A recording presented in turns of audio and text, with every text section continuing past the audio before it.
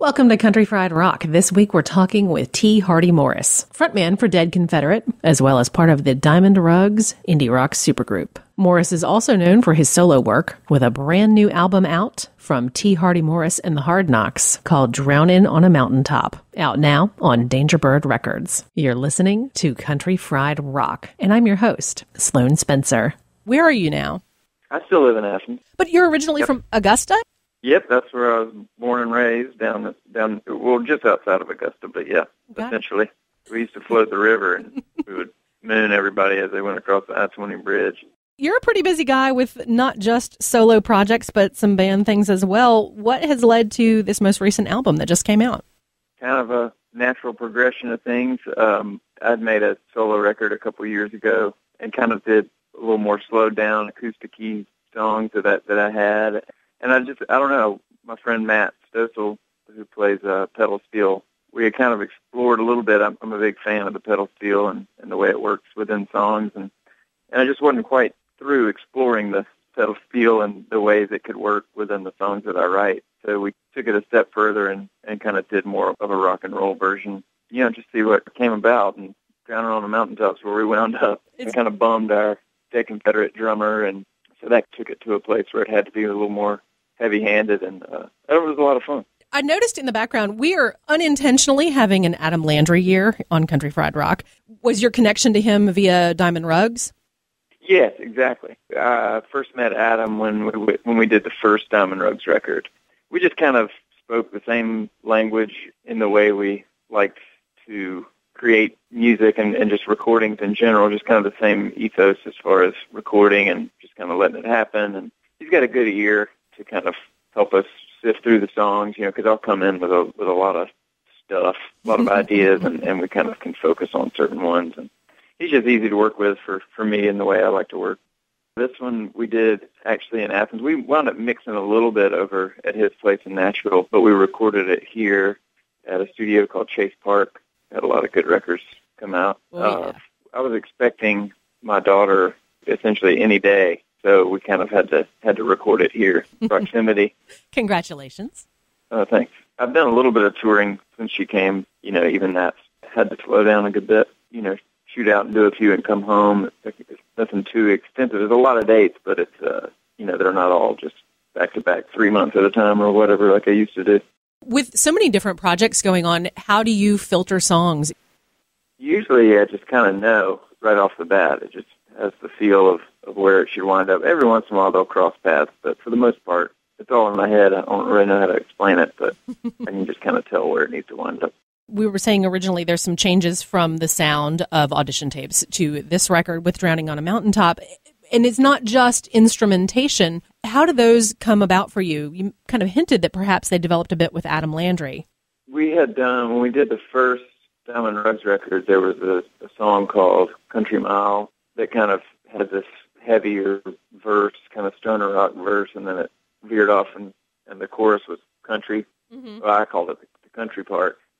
And then there was a song called Share the Needle on audition tapes that kind of had that same push and pull between the verse and chorus. And Adam and I we were talking after a show one night, and we were kind of like, let's do a whole record that's like that, that has that kind of push and pull throughout it and kind of really exploit that idea, because a lot of people seemed really drawn to those songs. They didn't seem as crazy to me, but other people were like, oh, that's crazy how that happens, And I was like, oh, well, people seem to like that. Let's just try to go for it. So, yeah, just kind of went with that idea. I mean, it doesn't happen on every single song, and we didn't try to force it. It kind of works for the way I write, the stuff I like, and for my vibe. I think it worked out pretty good. Hey, y'all, this is Sloan Spencer, the host of Country Fried Rock. We've had an incredible year with more people finding us on the radio and our podcast than we ever imagined. Thank you all so much. Careful what you wish for. You just might get it. We'd like to send a big thank you to our Country Fried Rock listeners for supporting Country Fried Rock alum Alan Thompson, who is recovering from a diving accident. If you'd like to donate, every dollar matters, and it goes directly to helping defray his bills. You can find that link On Country Fried Rock's Facebook or Twitter, it's a You Caring donation page. Keep your ears peeled for a few different benefit shows in the Nashville area for Alan Thompson. We love you, man. Get better soon. Hey, this is T. Hardy Morris on Country Fried Rock. You can listen to this record and miss some of what you're saying, and then you hear it like the third or fourth time, you're like, holy cow, that's a great line. A lyrical versus music contrast as well. Lyrically, the album, a lot of it is, I don't know, I write a lot of stuff pretty quickly when I'm writing the lyrics, so a lot of times I don't know exactly what I said until after I hear it back, and I'm like, oh, that was kind of pointed or whatnot. But, and especially that stuff happened, that album happened kind of fast, the writing of it, because I went in with a lot of ideas lyrically, song by song, and just kind of finishing them on the fly, some of them. Were they always fleshed out before you got into Chase Park? Pretty close. I mean, I was still writing some lyrics as we got into Chase Park, but I think that's fine. That works for me. It's just kind of the way my brain is. I've always been a little ADD, so I don't know. And I don't think that a lot of those lines you're speaking of or I'm talking about would really come about if I sat down alone with my pen and, tried to labor over it. It might sound a little labored or it might sound a little dramatic. You just speak what's on your mind. Sometimes it makes more sense. Was there some time between completion and release? Yeah, there was. There was a little bit. I guess we were done recording a year ago, and then we spent a little bit of time mixing. It kind of sat for a little bit while the baby was born, and then I was, home doing that whole thing, learning how to change diapers and all that stuff. And then we got around to mixing, and that even took a little bit longer because we wound up going back over to Adams and doing a couple of things just because we had to mix it so fast. Everybody just was busy. We mixed it, and then we had a couple more things we wanted to do. So we fixed those over in Nashville, and then finally done. Who else was able to help you fill out the sound you wanted? Vaughn Lamb is who plays bass on the record and plays bass in the Hard Knocks. He's a local Athens bass player. He's played with, a lot of bands around here, but I just like his style and vibe. He's kind of got this noodly hippie punk thing going on that I like. Kind of fits what we're doing. Hey, y'all, this is Sloan Spencer, the host of Country Fried Rock. Those of y'all who listen on our podcasts, it's a quick hit of Just the Conversation. If you want the full radio program with all the songs that we talk about, ask for it on your local radio station, joining 20 other stations across the country. Get the goods at countryfriedrock.org. Hey, y'all, Country Fried Rock has a few cool new things going on that we've been teasing for a while. Pop on by countryfriedrock.com, scroll down on the right-hand side of the screen, or just keep on scrolling if you're on mobile. It's down at the bottom. We're doing a quick listener survey, find out a little more about what y'all want as we plan now for 2016. I know it seems so far away, but actually, we've already got a very cool thing up our sleeves that will be happening while I'm in Nashville next month, so looking forward to that. Speaking of which,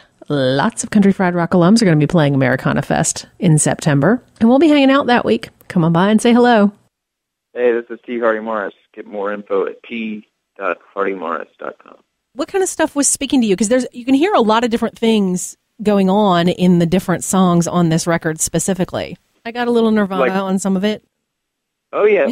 That was one of the things I was trying to convey with the record is, you don't really think of like country music or southern rock and grunge really sitting hand in hand, but to me they're not that far off. They're both kind of come from a rural sounding place to me, I don't know, it just sounds like that's what I grew up on, but I think they're a little closer fit than a lot of people give them credit for, especially like southern rock and grunge music, what the real early versions of grunge music. A lot of those bands were from out in the middle of nowhere, kind of coming up with these ideas in the garage, and southern rock was, just dudes woodshedding out in the middle of nowhere in the South.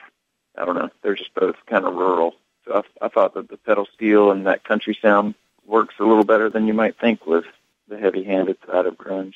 The Meat Puppets kind of did that. They always had a country vibe going on, kind of country punk. So there's definitely, and I've toured with those guys before, and we've talked music a good bit, and they're kind of buddies.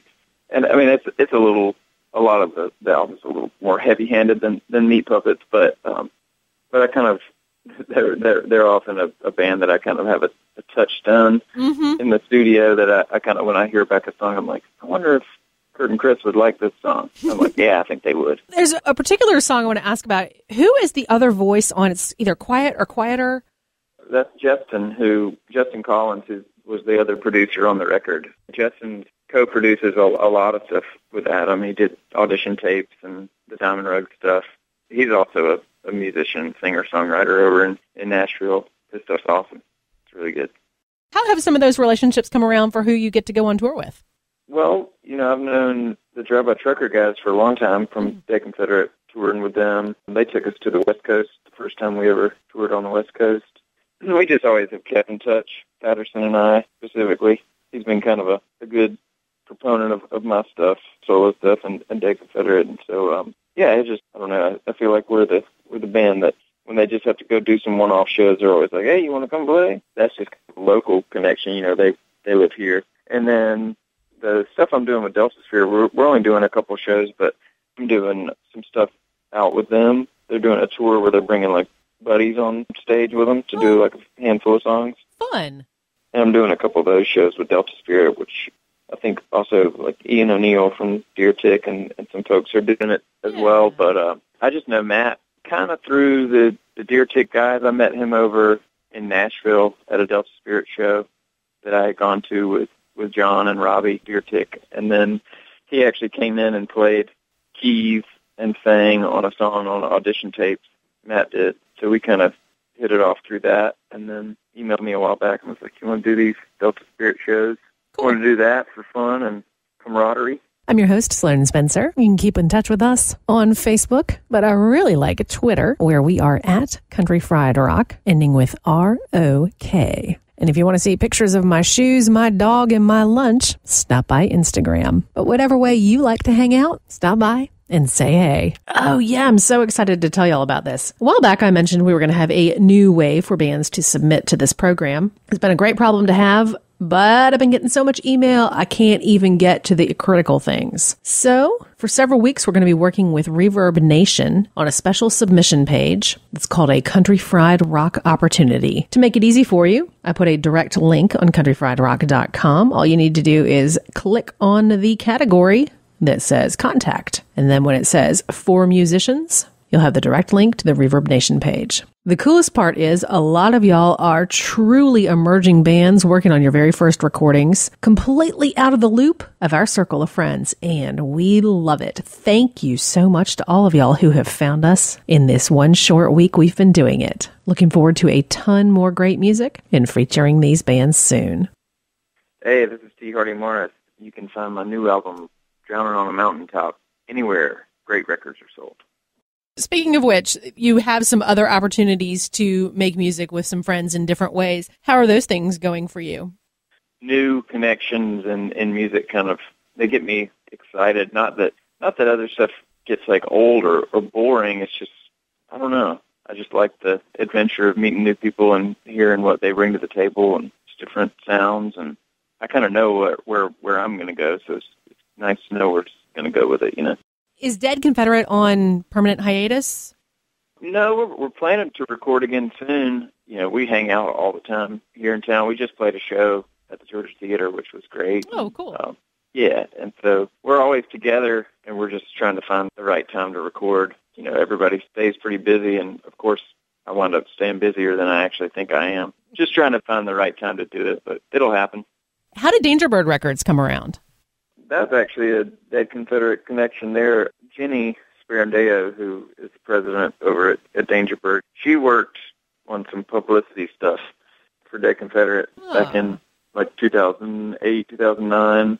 She was just a fan of the band and what we did, and we worked pretty closely together. She was doing like radio and college radio stuff and, driving us around to different stations, and we just kind of hit it off as far as our taste in music, and she was just a big help to us for a really long time. And then she moved on and was doing stuff at Dangerbird, and then wound up in the driver's seat over there at some point, and kind of came to Austin. She came to a couple of Diamond Rug shows, and she got to talking about the new label she was doing stuff with, and asking about my solo stuff, and we decided to go into biz. What other exciting stuff do y'all have on deck? I don't know. It just came out, so I'm just at home writing and recording a little bit of my own stuff, just seeing where it winds up.